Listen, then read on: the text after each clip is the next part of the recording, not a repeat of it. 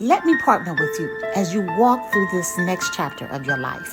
Let us unpack the blocks, the blind spots together and get to the next level, your divine purpose in this season. Let's help you shed the weight that distracts from you living in fulfillment. Meet me in my healing space. Confirm with me today.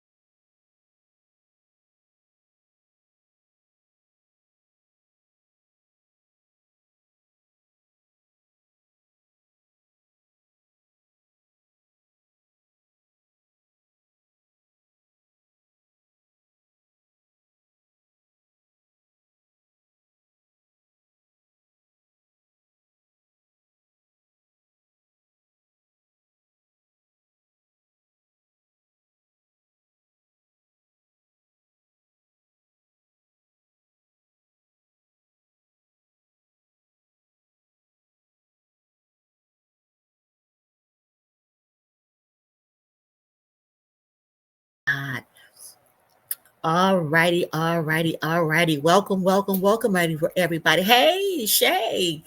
Good evening. Glad to have you tonight. Glad to have you tonight. We want to say thank you. And please, by all means, take a little time out and let folks know that we are on live now. Tonight is our caregiver support group. And our topic tonight, as some of you may have seen, is it safe for our children to go to school? Yeah, we're gonna have the conversation. Tonight is about educators and students returning to school, and dealing with the things that we are facing in our world. Ignoring them, what we know is not making it any better. And so tonight we want to leave you with a space to express how you may be feeling, what may be coming up for you. A lot of what's going on is very triggering, right? It's triggering from personal experiences that we have had within our families, with our children, with our loved ones. And it's just triggering as we reflect over the years what has happened in our communities. And so I want to make sure that we have an opportunity to talk about it candidly. Not only talk about it candidly, I want to leave you with some tools that support you in your walk, in your feelings and emotions. So please, by all means, put your name in the chat, at least let us know where you're checking in from. Okay. So thank you for joining us. We're gonna do what we definitely need to do right now, and we're gonna pause and take a few settling breaths and bring us into the moment, bring us into the right now. And so, what I'm gonna do is ask that you place your hands. There you go. Place them in your lap. Yes. Sit up straight, and we're gonna take a deep inhale, and then we're gonna hold. And on the count of 4, we're going to exhale. Thank you, Francine, Pomona, California, through the mouth. A regular. She's with us every week. We want to say thank you. Take another deep inhale. Hold. 2, 3, 4. Yeah. And as we know, the opportunity to take those deep inhales and exhales is fragile. Yes, it's fragile. But it does remind us that breath calls us family. We are distinctly different, yet created in the very image after the likeness of the creator of all life. And what that means is you and I, we not junk. That means we are family. Irvine is in the house. And so we want to say thank you, thank you, thank you for joining us as humanity, human beings. Breathe.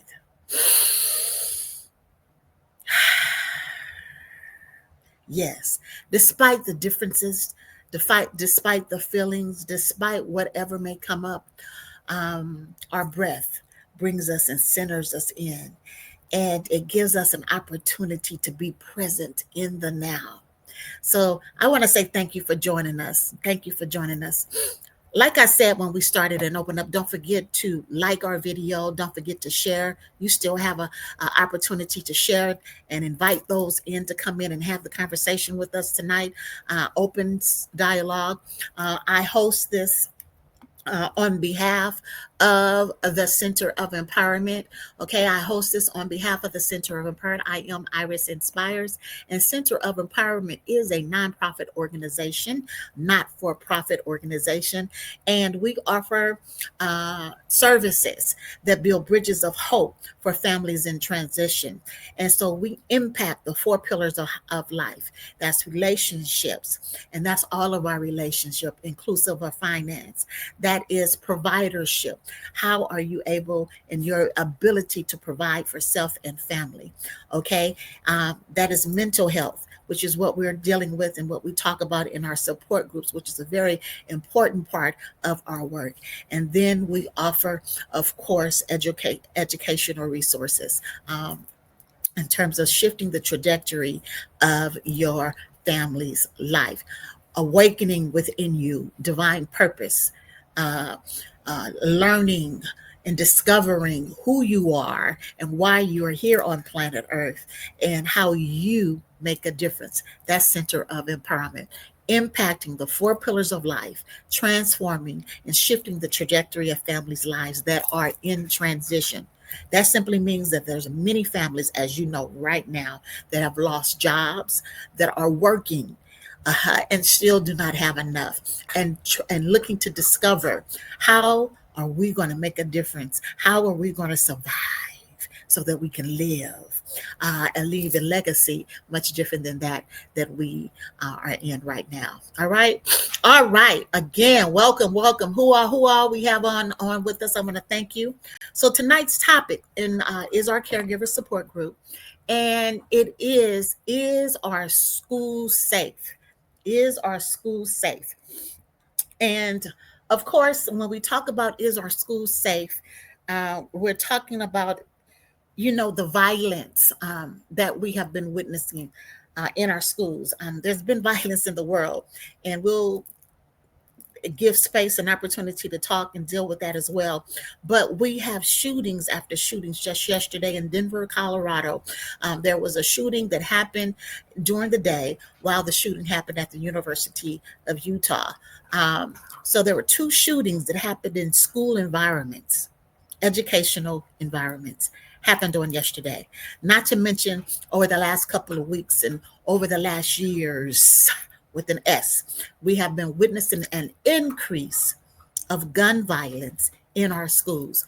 Tell me what you think about that. How does that make you feel, and what does that bring up for you? Because it's coming, it's up, it's happening in our primary care, from kindergarten to what is it now, 5th, 6th grade. It's happening in middle school. It's happening in high school. It's happening on our college campuses. It is happening in the workplace. The violence is up on the road. And how do you feel? How does it make you feel in sending your child into an environment that you think is safe? And I want you to be honest. Put it in the chat that you think is safe. It may be a grandchild. It may be an extended family. It may be you that actually attend. You may be the student.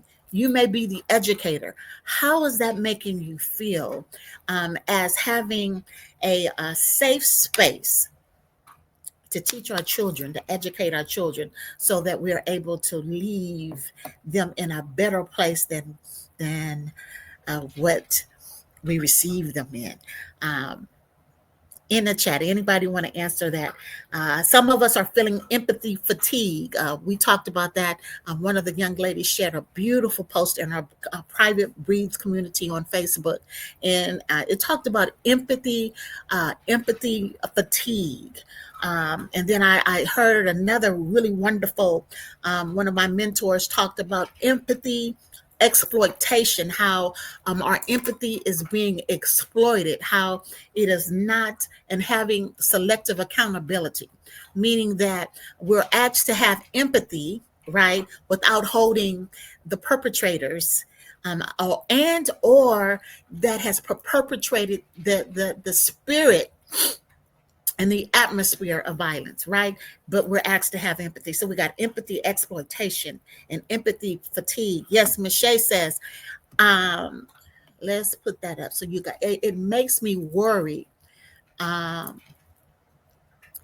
So for me, I sign up to be a volunteer at my kids' school just so I can be more aware, yes, of what is going on at their school. That's healthy. That's good. Taking a more active role because we're a lot more concerned. I know for me, when my child was younger, I homeschool. I ain't gonna lie. I homeschool for a lot of reasons. When I returned to California and my child went to this neighborhood school, and I saw what was going on in the neighborhood school, I said, oh, to the HELL, no. Yeah, I said it. What we're not going to do is this, because I saw what was going on in the classroom. I did what you are saying you're doing, Ms. Shea. I sat in the classrooms. And I sat at the back in the classrooms and I witnessed what was going on, and the class sizes and the volatility of and the behavior challenges that many children had. And a lot of it was due, in all transparency, I thought, a lot of it was due, number one, because the classes were just too large, right? So how does it make you feel as a student? If you're on here and you're a student, how does it make you feel returning to school, with the uncertainty of not knowing what will happen? Yes, Cassandra says it's tragic. It's tragic. I went to my niece and nephew's school the other day and saw the 18 plus million security checkpoint. They put it in at the front door. Wow, I got that. Checkpoints now at the front of the front of the door. So now it's like our children are going to prison, right? Because we have to check to make sure that they do not that someone is not bringing in a weapon. And I know when I was going to school, when I was young, we didn't do that. And that's not to say there wasn't issues and challenges, but we wasn't going through checkpoints like that, metal detectors and that kind of thing. That wasn't the challenges that we were faced. So the young people today are faced with going through a different kind of protective mechanism. Is that what's needed? Is that what is needed? Educators, students, do you feel that's what's needed? Do you feel that the having metal detectors, security points before we enter school campuses is what's needed? I'm not asking for your political stance, or if you want to give that, you're welcome to. We just want to make sure that we are respectful to one another, because I believe that we can have a difference of opinion, right, and a difference of belief, and a stance that's different than another. However, we must learn to respect differences, and we must learn to respect life, humanity. We must learn to respect another human being, regardless to whether they believe or look like us. Would you agree with that? What do you think about that? As young people, as educators, as counselors, as therapists, as parents, how do we maintain the respect when it's being violated? I've seen videos of young people slapping teachers. Let's just call it. I've seen videos of this happening. It kind of makes you wonder who's sitting there taking the video and why would they do that. I've seen videos where we've seen fights break out. Now, I don't know if part of this is something that has always gone on. This is what I don't know. And I don't know that it's heightened because of social media. What do you think? What would you say to that? Do you think it's heightened because it's always in our face, or do you think it's something that's always been a challenge and a problem? What do you think about that? When I reflect on when I was in school, I don't remember seeing things like that. There may have been a fight to break out. There may have been things that happened, but we certainly wasn't standing around videotaping, right? Well, one, we didn't have. I'm going to age myself. We didn't have devices to do so, but many times. That things happen of that nature. And it wasn't, and when a fight broke out or if there was a disagreement, they wasn't using guns. That's the other issue. Wasn't using guns. We're not talking fist fighting. We're talking weaponry. Yes, Cassandra. She says, I think the challenges are increasing with the times. Challenges are increasing with the times. One of the things that I made this a statement in LinkedIn when I was advertising about tonight, is that today is also the day that we remember the atrocities of 9/11. It was today, 24 years ago today. 9/11 happened. It was something that happened in our country that we didn't believe. I can remember sitting on the side of my bed thinking, when I saw it, when I woke up getting ready to go to work, is this real?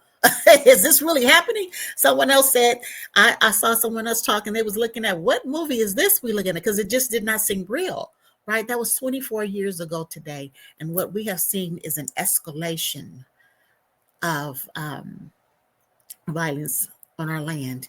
A combo, Cassandra, yes, it's a combo of social media, changes in family structures, changes in the school's care of staff, and more.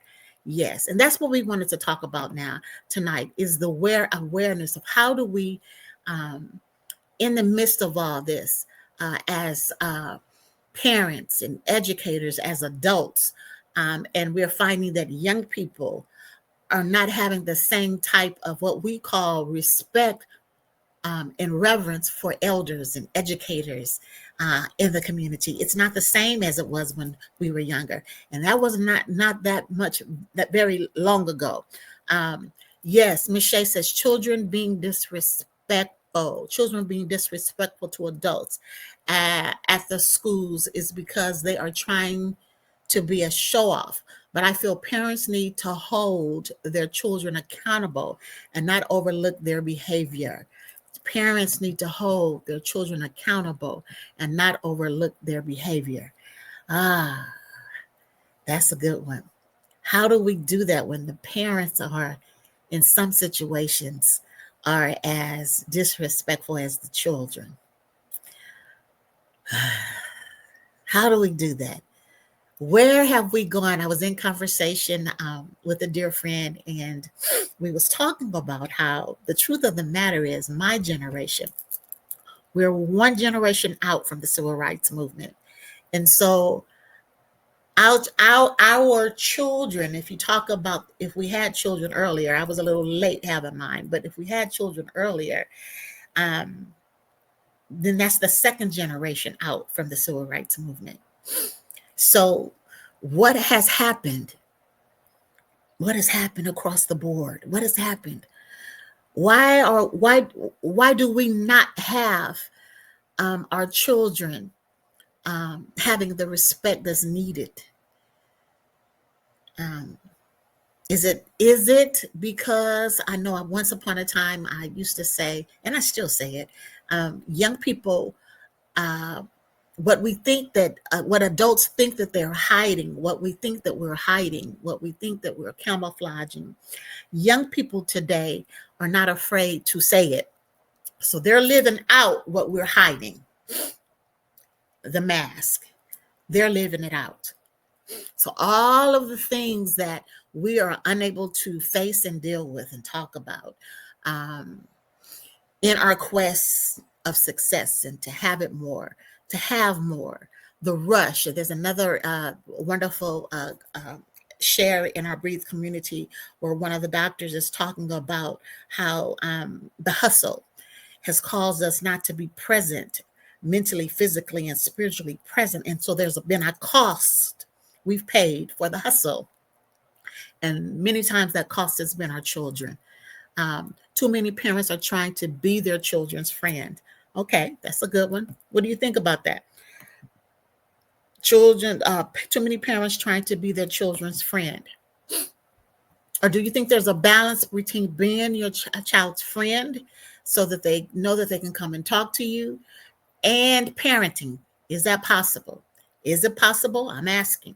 Is it possible to find a balance between your child understanding that you are their friend and that they can come and talk to you about anything and maintaining that balance of and I don't even know if authority is the right word, but authority of parenthood, respect of parenthood. Yeah. But we was talking about how we're one generation out from the civil rights movement. My parents, my grandparents. She was mentioning talking about how she remembers when Kennedy was shot and when Martin Luther King was shot. Now I don't remember that because I think he was shot the year. Well, I don't know. I think 2 years after I was born, 2 or 3 years after I was born. But the fact that it was within our generation. I was talking to my child, and his first president that he remembers is a Black president, was Barack Obama. So he knows Barack Obama, Biden, and the current.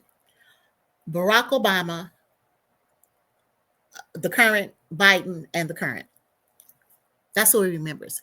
He sees his experiences of what's going on in our world or what has happened in our world has been based on what we say has been trauma within the last 8 years in terms of when we look at the impact that things have been on us. So what do you say about that? Are we able to have that balance? And as Ms. Shea has said, being able to go into a classroom or go onto the school campus and participate in your child's education, and watch and see what's going on in the classroom with the educator. And as an educator, how do you maintain? How do you maintain? I know for a season, I was in the classrooms working with educators. And one of the things that I have noticed is that there is a one is class size. That's one. And two is establishing the fear of establishing protocol, if you will, establishing what is acceptable and not acceptable. And I'm not sure where that's come from. What would you say about that?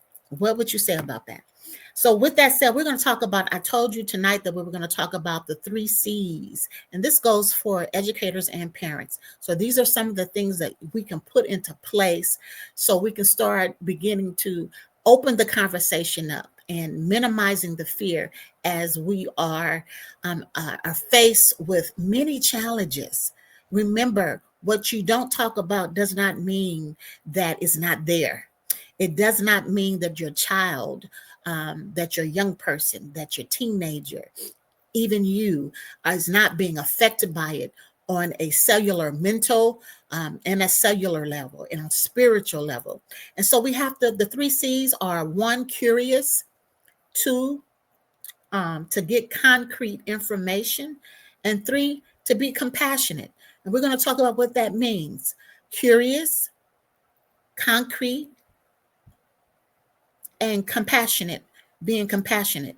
So what does it mean to be curious? Curious means we want to ask questions, be inquiry, and open the conversation up, not with the yes no answers, but open the conversation up where we can have balanced conversations, right? You may not agree with everything that your child says. You may not agree with everything that is being communicated. But we have to be willing to have an open heart and ear to hear, to listen before giving. My son often says to me, he does not need a TED Talk. He doesn't need a TED Talk right now. And so what that means is he needs an ear. Many times what we need is an ear to listen, to hear. So you want to open the conversation up and just listen, hear, not with our judgment, not with our solutions, not with quick answers, but to hear, to show that you care. What do you think about that? How do you listen to show that you care? Acknowledge. You want to acknowledge what the person said. Acknowledge what the child said. Acknowledge what the educator said.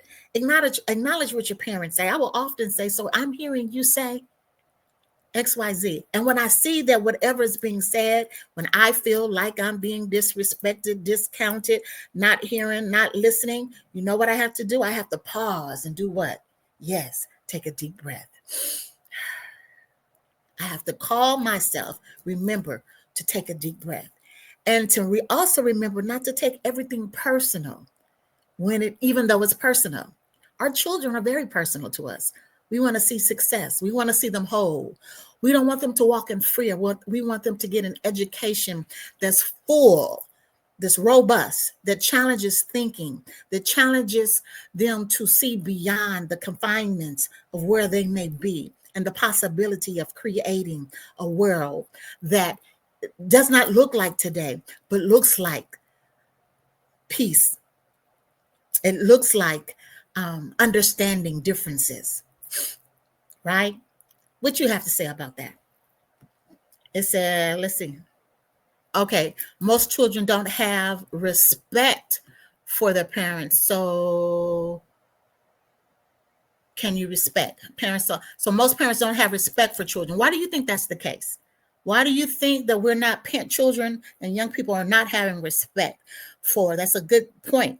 Why do you think parents, children, young people are not having respect for their parents and educators?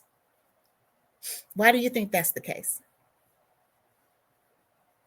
You can put it in the chat. So curious is the first C. I'll wait for you while you put it in the chat. The second one is to create an atmosphere of contact, which is what I was just saying, developing and incorporating wellness, incorporating opportunities to express how one feels authentically. That's in the classroom setting, that's in your home setting, that's throughout the week. Say this is not just looking at TV or playing a game or looking at your phone or doing all the things we do while we're in conversations, right? Riding in the car. Sometimes riding in the car is the time when you have an opportunity to do that, right? But being able to create those spaces of mental wellness, safe spaces, safe, authentic, brave spaces, even if sometimes you don't know what's going to be said. But what I have learned is that the environment has to be conducive, right? It has to be conducive and it has to feel safe for the person to open up, right? It has to feel safe for the person to open up. Cassandra says it's a good question. I'm thinking it's the generational family shift. Okay. All right. That's good. Why is there a lack of respect? If there are any young people in the chat, you're welcome to put your comments in there too. She says that's a good question. There's a generational family shift. I think it's because they see contradiction. I personally think I consistently hear that the challenge that young people see is the contradiction in what an adult says and what the adult does. The contradiction is do as I say and not as I do. I think the contradiction, I think we in our institutions, in our religious institutions, in our school institutions, I think that the educational system has not kept up with what's going on in the world in terms of how we teach and how we educate our young people. And it's antiquated. And so our young people they have the energy to challenge and rebel. What do you think about that? They have the energy to challenge and rebel. The question is, are we able to direct that because they want to be guided? They desire to be guided. And so, yes, there's generational family shift. I agree with that wholeheartedly. But I think the other part of it is the contradiction. And technology, right? Technology has opened the door where exposure is quicker and faster than anything we've ever experienced before in our life.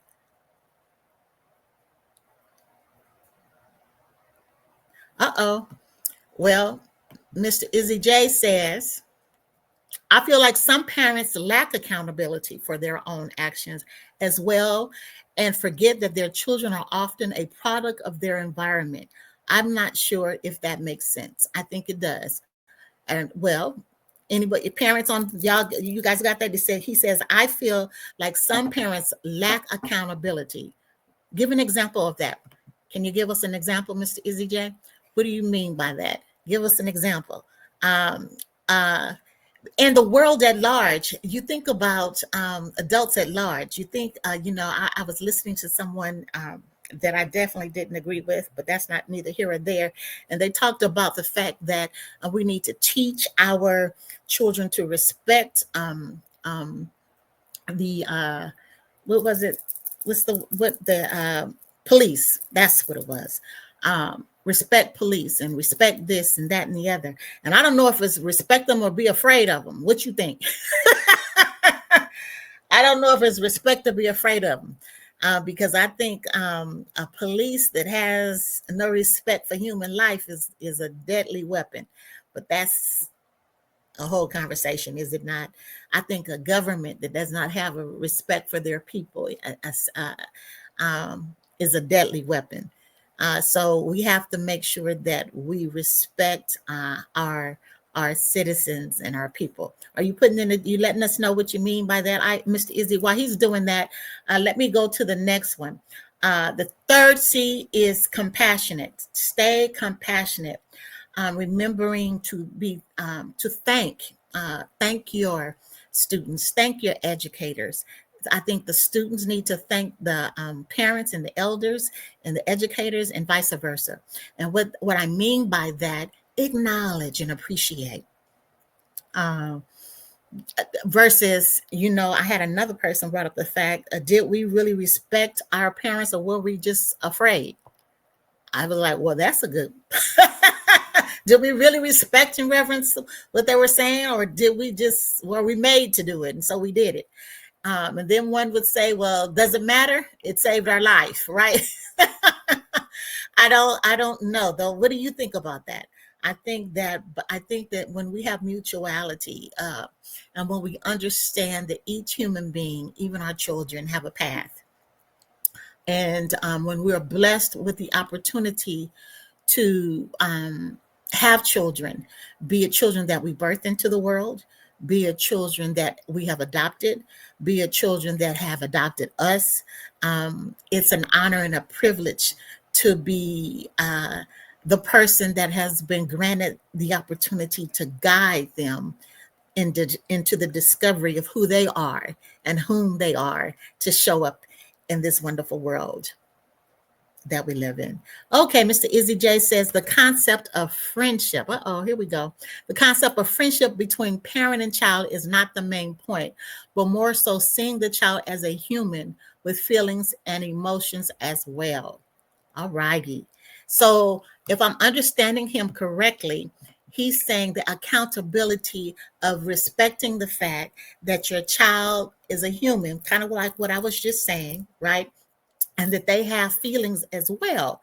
And sometimes, if we be honest, there are times when we may say things or do things that they may not agree with, okay, or may come off harsh or may affect them. I saw another post recently that said sometimes the first bully that a child experiences from their parent. And when I first read that, I was like, whoa, that's pretty, but I got it. And it's not because not in all situations that a parent intention is to be a bully, right? Most times it's if it's I think it's a protection that we're seeking to do, and then some say it's just too much conversation and too much free will and too much this, that, and the third that's going on. Okay, here Mr. Easy J has another example. I guess an example can be seen in a parent who tells their child not to drink or smoke, but partakes in it. And then gets upset that the child is drinking and smoking. There is a contradiction there. You're absolutely correct. What do you guys have to say about that? What do you guys have to say about that? What do you guys have to say? Anybody has any comments on that? So the contradiction is one of the, when we were talking earlier, I said that some of the things that, happens is that there is a contradiction. The child sees the contradiction in the adult. And okay, here we go. This is good. Here we go. Miss R. Burt says, isn't this the change that the current administration wants to happen? Are we all okay with the changes they are implementing? Isn't this the change that the current administration wants to happen? Are we all okay with the changes they are implementing? What do you guys have to say about that? What do you have to say? What do you have to say? So if I'm understanding religion in school, there it is it the religion in school? So she's saying, she's making reference to the religion in school. If I'm understanding the question in the statement correctly, isn't this the change that the current administration wants to happen? Down in South, Cassandra says, down in South Georgia, the elders have a saying, do as I say, not as I do. Yes, that's what I opened up saying, Miss Cassandra. I used to laugh at that wild level of contradiction. I have to agree.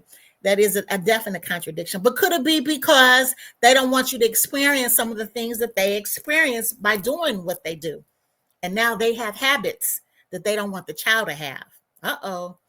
And then Shay says they want to see children, the current administration want to see our children fail. They want to see our children fail. And so knowing that and being aware of that and having that feeling, what do? We have to have the 3 C's in place, right? And so, and the 3 C's are what? Curious. Be curious about the feelings of your children and young adults. Be the same curiosity with their parents and creating respect, right? The other thing is creating an environment that feels safe to open up. Creating an environment that feels safe to open up. And then 3, being compassionate. Compassionate towards the feelings of your children, of your young person, and then vice versa. And educators. Educators are under attack as well. How do they educate in an environment where they don't have enough of anything, and it's just a numbers game? We just had Ms. Shea say it's because they don't want, they meaning the government, don't want our children to see our children to fail. And then Bert said the change of the current administration is that they want to have religion in the school. That's a whole nother beast. They want to have religion in the school, or is it a specific religion that they want to have in the school? That opens the conversation up to a whole nother discussion. Are you guys wanting to have that tonight? So we have mental wellness moments. We have to have mental wellness moments. So in the discussion, I'm loving the discussion. I'm loving the comments. I'm loving the feedback. We have to learn how to have moments with ourselves and with our children. And we also have to check in with the educators, right? And educators got to have safe spaces for them to go, to unwind, to recharge their battery, to refocus. There's a lot on our table. Our schools are as safe as the adults. Our schools are as safe as the adults. Our schools are as safe as the parents. I'm going to repeat it. Our schools are as safe as the adults, and our schools are as safe as the parents. And if the student is an adult that's in college, our schools are as safe as the educators and administrators and the adults. What are you doing to maintain a healthy mental diet?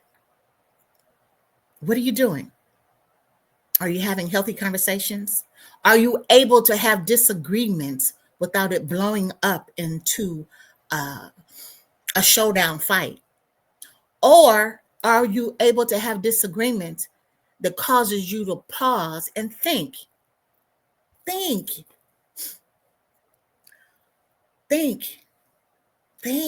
We've got to think. What you think about that? And some of you may say, who wants to think? We want to veg out. We want to forget. We want to escape. We want to have fun. We want to party. We want to have a good time. And it has its place.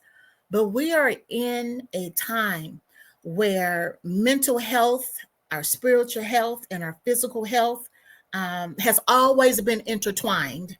But how we are managing and defining that for ourselves is making all the difference in the world.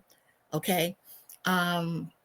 Systemic racism, systemic biases in religion, sexism, genderism, colorism, classism. These are elements that are systemic. It is not just out the blue is happening.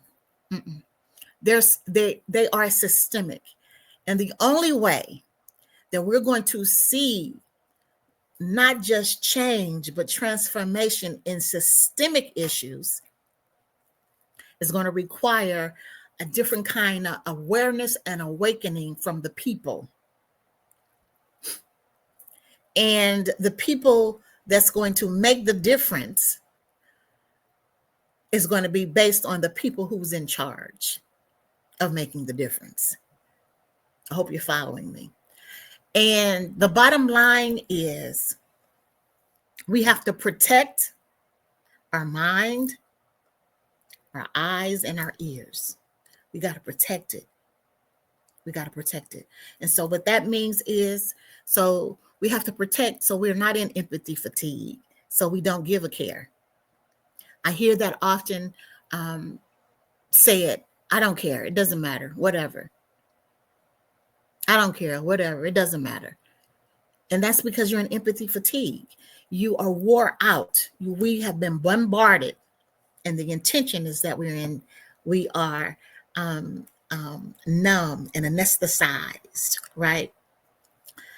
Toward caring for another human being, because we're so busy taking care of ourselves and our families and the next meal and the bill collector. That's the intention, that we're wore out so that things can be introduced.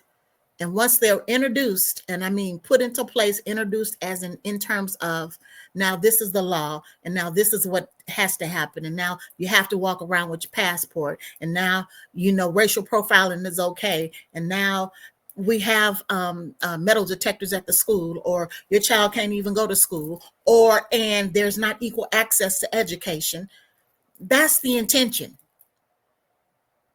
Is an intention, and then you're so numbed out that between alcohol, drugs, and reality TV, and this, that, and the third, and so weighted down, right?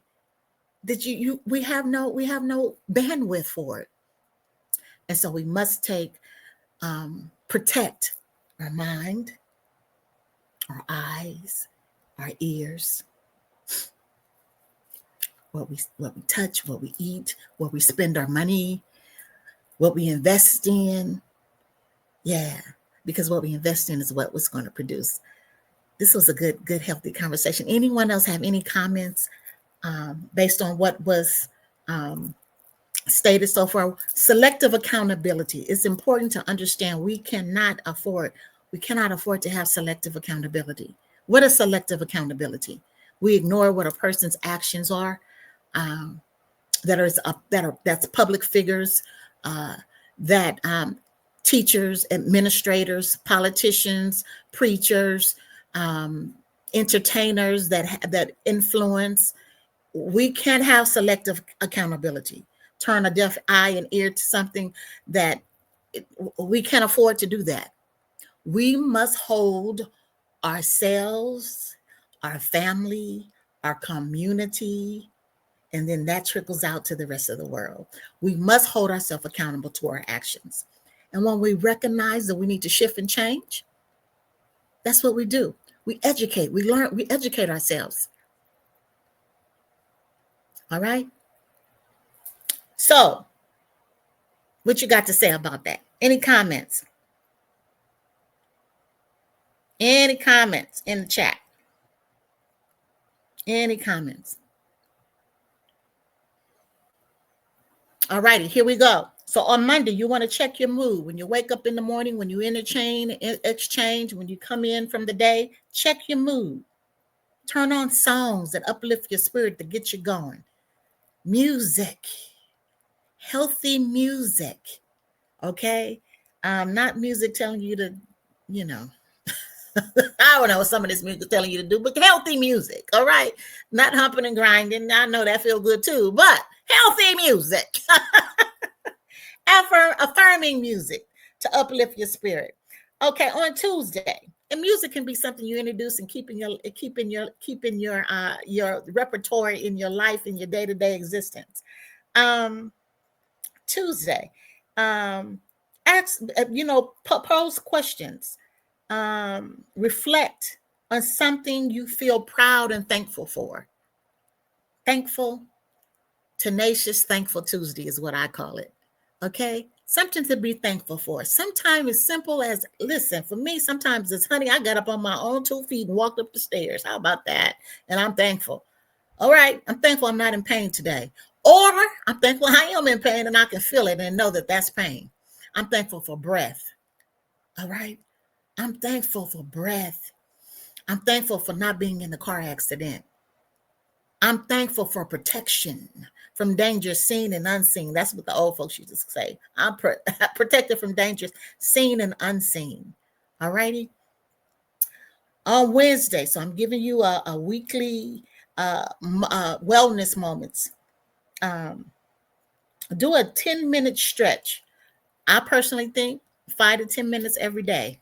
But if you want to start off with just within the week, do a stretch. Stretch it out. Stretch it out. That feels good. Stretch. There's a stretch I do where you stretch out the whole part of your back and your legs, your back part, to stretch. Students, you can do that. You can do it if you're an educator, you can do it with your class. You can do it at home. You can do it in, if you're in college, you can do it in your room, in your dorm. Stretch. Make it a part of today. On Wednesdays, we stretch. We're going to stretch. Okay? So Monday, we make sure we play something to uplift our spirit. Although you may be a music person and listen to it all week. But Monday, you want to make sure you listen to it. Tuesday, you want to find something to be grateful for, right? I don't care what it is. You're going to be grateful. And on Wednesday, we're going to stretch. That feels so good for me right now. Stretch and breathe. But throughout the day, every day, you stretch and breathe, right? And then Thursday, we call it Throwback Thursday. All righty. Remembering a time you got through something. You overcame a stressful moment. Remember it. It's good to remember. Those are the good things to remember. Redefine your life. And so it helps you to kind of recenter yourself and say, whatever it is I'm feeling right now, be it having to take a test, be it having to go to a class you don't like, be it a difficult student you have to address, if you're an educator, parents, if it's you having to face some situations that you haven't told your family about yet, be it financial, be it health, all right? Remembering times in your past where you had difficulties and you got through it. You had to face it and you got through it. You had the conversation and you got through it. All right. You created a plan, got the support system to help you get through that difficult. Remember that. So bring it to the forefront. Throwback Thursday. Bring it to the forefront. And remember, if I did it then, if I made it through that, I can make it through this. You see how that works? And remember, associate with people that has gotten through difficult times and ask them, how did you do it? How did you get through that? How did you manage that difficulty? All right. And then Friday, Self-Care Friday. Self-Care Friday can look like, I say, personally, sometimes it's just learning how to be still. And that can go into your weekend. So that was the Monday through Friday, Monday, Wednesday, Tuesday, Thursday, Friday. Okay, but Self-Care Friday, it could be reading a book, just learning to paying attention to your body, what your body's asking for and what your body needs. All righty? Okay. Any other feedback and comments? Let me know in the chat. How did this feel? Yes, our schools are feeling unsafe. Yes, the world is feeling unsafe. Yes, the communities are feeling unsafe. Yes, our government has us questioning what in the whole ham and cheese is going on around here. Yes, there are people in media saying things that we thought that we'd never hear them say about racial profiling. Yes. Hate. Yes.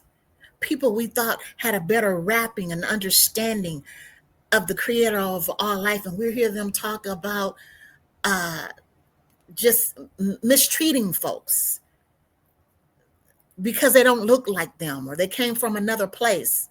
Just all kinds of stuff. right? Yes, that's existing and happening right now. We're living through it. And yes, many of us are concerned about our finances, about what the future will look like. Yes, yes, yes, yes. All that's real. That's not fantasy. But I am reminding you in that your awakened awareness offers you the opportunity to sit and stand in this moment, to see in the future and create it differently, to allow our children to see us differently, to demand by our actions how we are showing up in the world with our children, how we're communicating, how we are reminding them how important they are, and checking them, noticing that maybe they need a counselor. Maybe they're going through grief. They're going through sadness. They're afraid, just like you as an adult, right? And so, counseling, support systems such as this designed and designated for specific groups, allows you an opportunity, all right, to shift and transform the dynamics in your mind, your family, and then your family, your extension, your children, your nieces, your nephews, your brothers, your sisters, your aunts, your uncles, your mothers, your fathers, your grandparents. And then remember that we come from a long line of ancestors, those that have gone before us and withstood many difficulties. Did they do everything right? They did the best they could with what they have so that we may stand in this moment and create a future different than what exists right now, based on knowing that we come from a long line of overcomers. All righty. So I extend my heartfelt and warm empathy to those that are feeling anxious right now. If you need additional one-on-one support, don't hesitate to reach out to me. I am available. And if not we have a whole list of counselors, coaches, and therapists that are available. Um, and so we are here for you. Thank you. Thank you. Thank you. Someone says this was so powerful. Thank you. Appreciate that. Thank you, Miss Shay. This was good. Yes. Because we want to see us, we want to get through this hole. Yeah. And we can do it.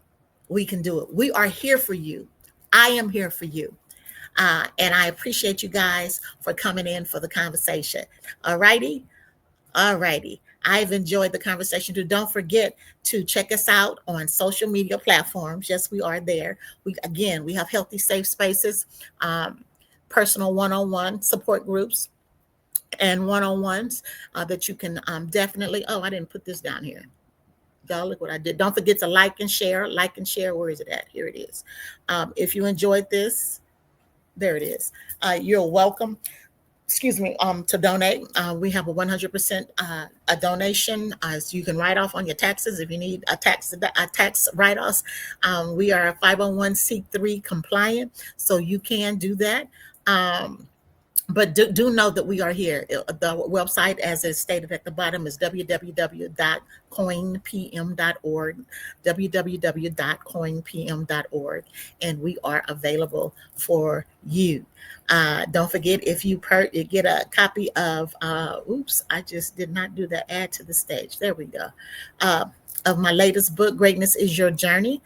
You will also get a free copy of The Day I Forgave God. If you already have The Day I Forgave God, guess what? You can give that copy to somebody else and keep the Greatness is Your Journey anthology. And you can just cash out me, and I'll make sure you'll get that. I thank you for the encouraging words. Keep up your strength, everyone. I thank you, Bree Bree. I think that's how you say that. That's what Bree Bree says. Thank you for encouraging words and keep up your strength, please, everyone, do that. Don't give up. Don't give up hope. Do not give up hope. Do not give up hope. Do not give up hope. All righty? All right. God bless you guys, and we'll see you next week, next Thursday. What are we talking about next Thursday? Let me look it up and see. Be conscientious. Where is it? Where is it? Where is it? Here we go. Here we go. And I'll tell you what's going on next Thursday. We will be talking about here we go. Oh, empty nesting. Unless something else comes up. Yeah, we will be talking about empty nesting. Empty nesting. Alrighty. But in between, I think I'm going to be coming back with what in the whole ham and cheese is going on, so we can have a discussion about what in the whole ham and cheese is going on up in here, up in here. Alrighty, God bless you guys. Let me partner with you as you walk through this next chapter of your life. Let us unpack the blocks, the blind spots together and get to the next level, your divine purpose in this season. Let's help you shed the weight that distracts from you living in fulfillment. Meet me in my healing space. Confirm with me today.